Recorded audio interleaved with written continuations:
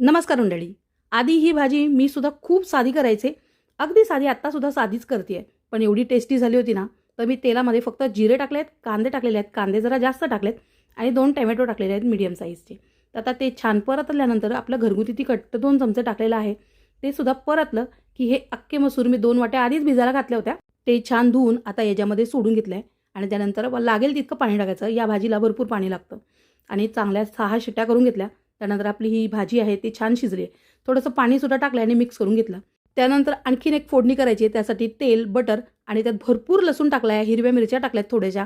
आता तो गरम झाल्यानंतर म्हणजे छान परतल्यानंतर त्याच्यामध्ये घरगुती तिखट टाकलं आहे आणि ही फोडणी आपल्याला वरून टाकायची आहे. त्याच्यामुळे इतकी छान टेस्ट येते ना, मी आधी ही वरची फोडणी टाकायची नाही, अगदी साधीच करायची. पण आज ही डबल फोडणी केलेली ही आमटी म्हटलं करून बघावं. पण इतकी टेस्टी झालेली ना, चपाती, भाकरी किंवा पावाबरोबर खूप टेस्टी लागते. नक्की करून बघा, खूप मस्त होते.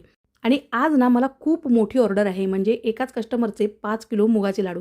म्हणजे छोटे-मोठे तर आहेत खूप.